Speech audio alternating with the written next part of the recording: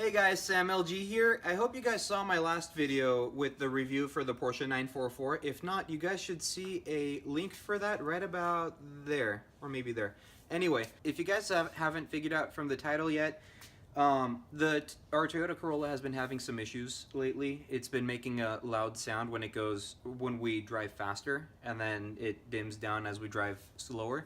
And the main cause for that is, from what we believe, is the wheel bearings. Although you can't really buy just the wheel bearing, you have to buy the whole wheel hub assembly, which is what we've got over here. This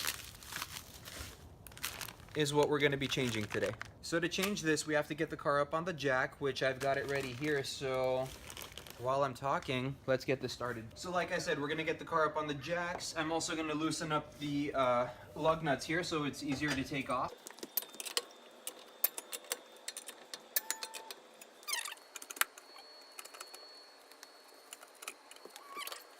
Cool, with the lug nuts off, let's take off the whole tire.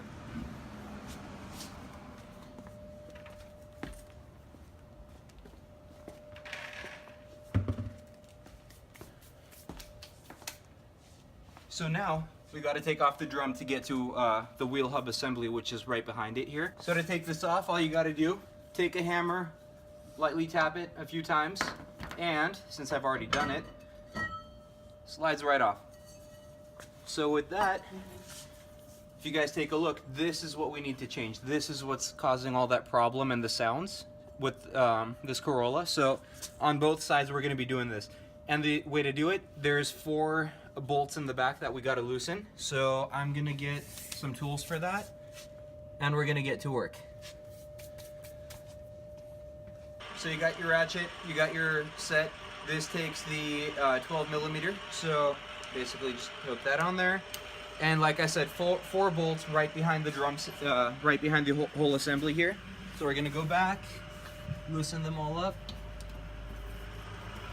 These are super old, so they might need a lot of torque to get them loose. There's 1.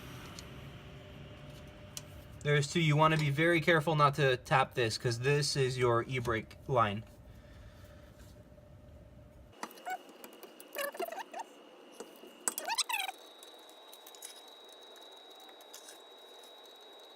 And there you guys have it. And now all we got to do is take a hammer, tap it out without tapping anything else, and that should be about it. Bolts are out with a few taps with the hammer. We got this thing out and definitely busted up. I mean, you can definitely feel everything kind of rubbing together in there, and that shouldn't happen. So with that said, now we're gonna take a wire brush and just kind of clean up the inside here and make sure all the gunk and stuff is just kind of out before we do anything else. Make sure it's nice and clean before you put the new one on. Same thing in here. Really quick, just right in there. Then you just take the brake cleaner and spray some of that in there. And just kind of wipe it off with a rag or something. And a little bit in here. And try not to get any of the brake cleaner stuff on the brakes itself. Just try to get the outer edge right there. Make sure it's nice and clean, and with that all done, you can put the new one back on. Now there's a really important part to this. You guys notice how up here on top it's rounded, and then down here it's flat? You guys got to make sure that the rounded part is up on here when you're putting it back on. Super important. Otherwise the bolts will not line up. So you got to make sure the rounded part is pointing up when you're putting this back on. So all you're going to do, take this, push it in there, put it up against there, and so with the first bolt in, we can go in and do the rest of them. Very straightforward. There's not a lot that goes into this. Just got to make sure you guys have the orientation right of the new one that goes on. Otherwise, when you put in these bolts, they're not going to line up if you have the thing upside down. So there we go. Get that last one on there. Now I have no idea what the torque specs are on this, so I'm just going to tighten this as tight as they can, well, not as tight as they can go, but get them on there really tight. So, here we go. So with this tightened up and ready to go, we're just going to throw this back on here. And with that done, we're going to throw the tire back on and call it good.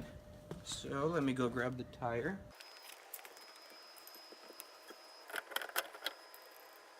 So with the tire back on, now we're going to drop the car. We're not going to drop it all the way, just enough to where the tire has traction with the ground, enough for me to forcefully tighten up the screws the rest of the way, and then we'll drop the car completely. So here we go. And with that, we're going to tighten up all of these here, make sure that everything's nice and tight.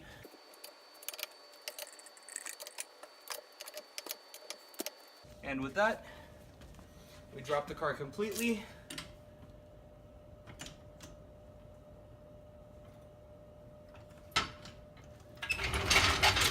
And that's it. I hope you guys enjoyed the video.